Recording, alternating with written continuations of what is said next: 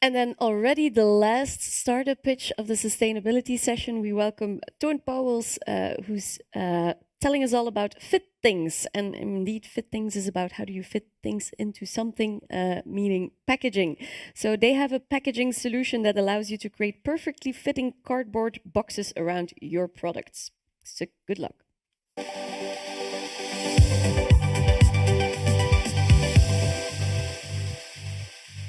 Whoa, whoa! I have to adapt it my own soundtrack when I enter the stage. That's something new to me. But thank you for your time, and I'll tell you about something about fittings. Myself, the first things you, the panel, told us was we're looking for ideas outside of the box. So that's where we're going to talk about boxes and your products. It's not packaging is not about the box. It's about your products and how you put it in it and how your customer sees or conceives your products. And that's why I made a little video just to show you what we are doing. I'm going to shut up. That's difficult. So you just say, okay, I want this box dimensions.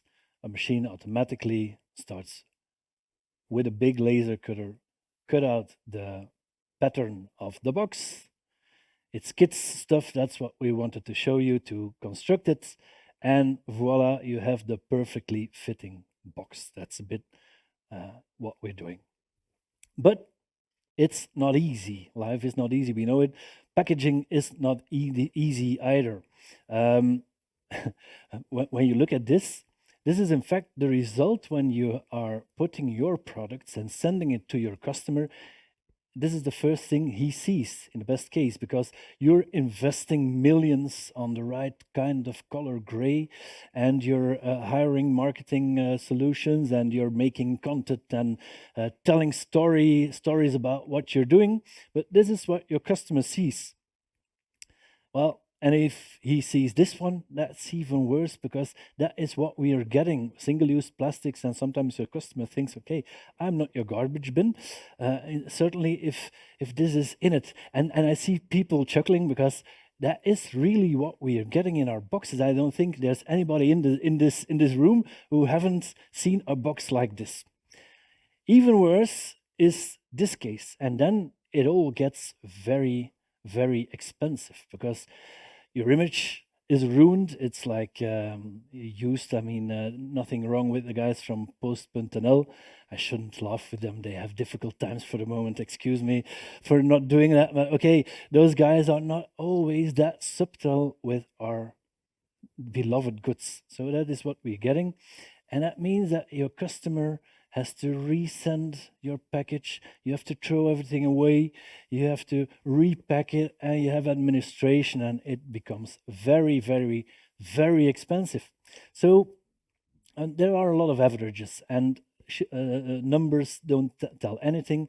But we can say that like most of the companies are suffering 10% of broken goods.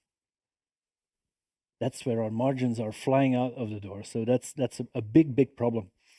And then there's something else. I mean, I've got two daughters, lovely creatures, 14 and 16 years old, but the way we were using or we thought about the environment is quite different than those two girls. I mean, they're fed up with the way we're packaging stuff and that we're sending out air and plastics. They just tell us, no, we're not going to do it that way. And your customers slowly but getting also into this. It's over with all this ballast and consuming what we heard from the other people in the room too. So parole, parole, parole. That's easy to say, but how are we going to solve this big issue? And you can do this like Amazon. They've got a big warehouse and they've got 35 different kind of boxes out there, and it's an entire stock logistic problem to get all these boxes at the desk of the person who makes the packages. Yeah, well, somehow they're not able to send out like these little chips or umbrellas or whatever, so they still have got a problem. And then you have other solutions too, like the big packaging machines. Great machines. It's so incredible. You put your product on it and there's the box with the etiquette and everything on it ready to send it. The problem is those machines, they cost like 700,000 euros. and that's not accessible for everybody. So that leaves us to another problem: is people who are packaging and sending out like big windows and umbrellas and stuff like that. No, they couldn't use the previous solution. No, they have to be underground, like printers, underground, packaging big and fragile things with just cardboard, a knife, and tape. I can tell you the result is always great, and it's not very rewarding. So then there's always lead towers. Lead towers is a solution for everything. So you can see clearly now, of course, that is with our Slimbox, because we are creating on an automated base for also small and medium companies the right kind of packaging around your product. That's what we do. And then it's easy to say, okay, we have the solution for everything. That's not true. No, it is true. We have a solution for everything. In our catalog, there are like all these different kind of FEFCO boxes included. So there's the easy way. You can just choose a box, give the dimensions, and you have the box delivered to you. But of course, when you're working in a big online store, you need some efficiency. So you can couple your machine, your Slimbox solution, to an API, and then whenever your customer orders this great umbrella of 2 meters that you can't pack with all these expensive materials or machines, well, your machine in the morning, your Slimbox will have made the box or the cardboard just to have this great kind of packaging for you. This is a catalog. We're expanding it, and if you have your own different kind of box you want to make or something for marketing, well, we put it in the catalog, and you print whatever you want in every dimension. Oh, it's like a dream. So, some cases, just to give you an idea, spare parts. Those stuff are heavy and expensive, and if it's shifting in a box, well, you will have problems, and it will be expensive. Or you are like busy printing 30 hours, like a 3D print and painting and whatever. And then our guys from Postpunt.nl, sorry guys, I hope there's nobody from Postpunt.nl in the room, but they are like playing soccer with your boxes. So that's a big problem and an expensive one if it gets damaged. E-commerce, link your orders to your machine. Packaging will be ready whenever you need to fill your boxes. That's easy and comfortable. And you have a maximal protection. And for the marketing part, well, you can print whatever. It's a big laser cutter, so you can make inlays, you can make the shape of a big horse, whatever you want to do with it. It's usable for everybody. We've got 1 minute, so I want to add something that I'm not going to talk about, these dimensional weights and the costs you can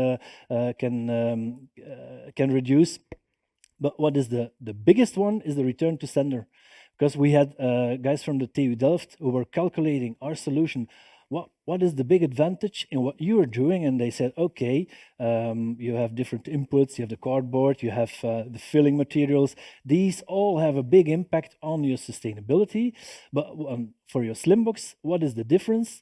Is the fact that while packaging it on the right size, you will have a decrease of 30% of CO2 emissions. But when your stuff gets broken because your packaging is not fit for your product, then it goes up to 78% of reduction of CO2 you're making. So that's great. That's the great impact, and that's why Slimbox. I'm here to you with my last 5 seconds. I'm not asking you to invest in our company. I'm just asking you to buy this product or to rent it out, test it out, and see how it works, and be an ambassador for us, and in your entire network, talk about it, and by this we can conquer the world, starting here in Brussels.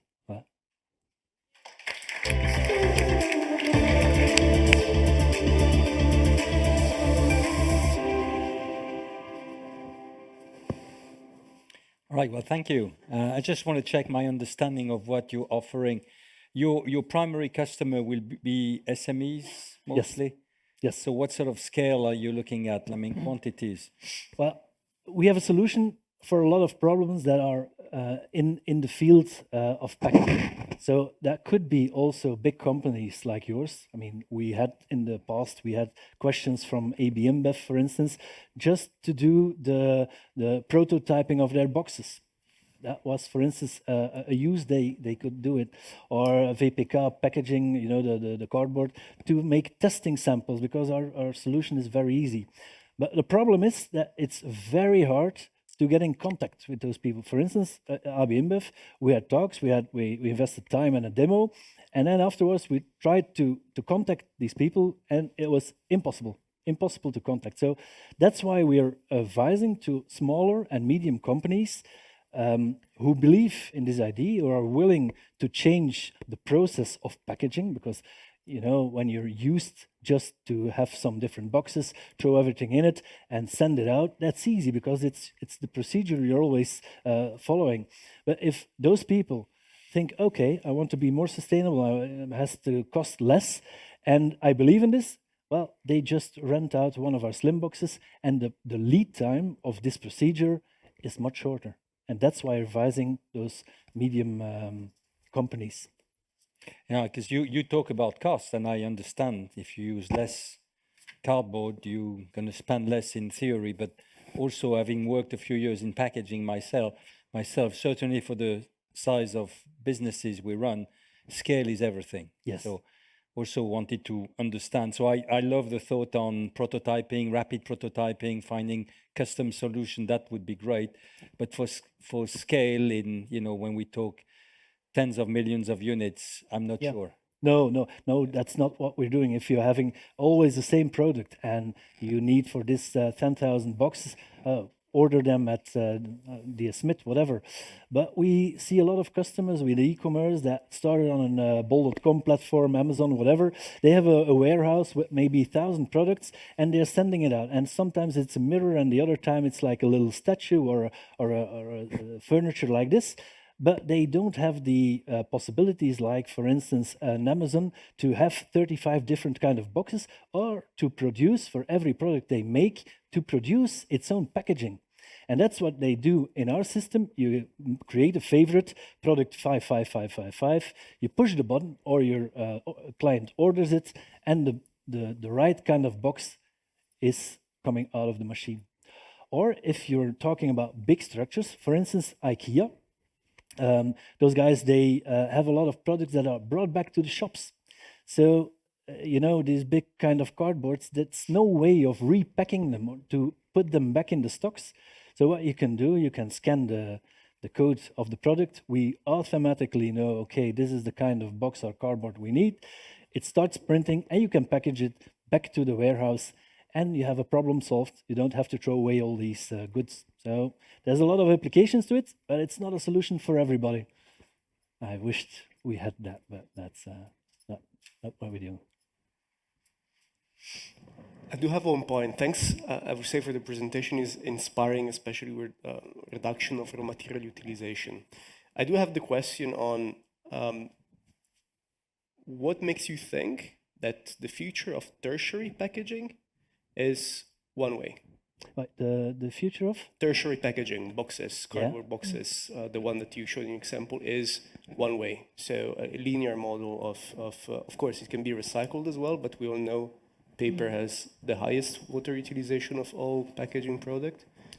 Yeah, I think there's a lot to say about that, but we have an idea that could be great in the future. I mean, it's something new, but we see around us a lot of packaging cardboards are sold. So what we are doing is giving a solution on the issue there is right now. And I do believe with the right kind of transport system that recyclable boxes will be there. Like, for instance, I think Deleuze does these kind of things, but it's not happening right now. And we're offering this solution right now that you just with a pallet of Z-fold endless cardboard, you can produce at a high speed for a customer with a low budget.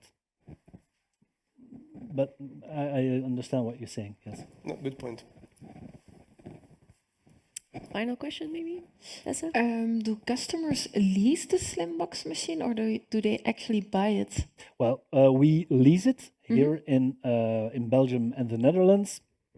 But if we have demands, for instance, from Portugal, Israel, whatever, well, we prefer to sell it. We sell the solution, yes.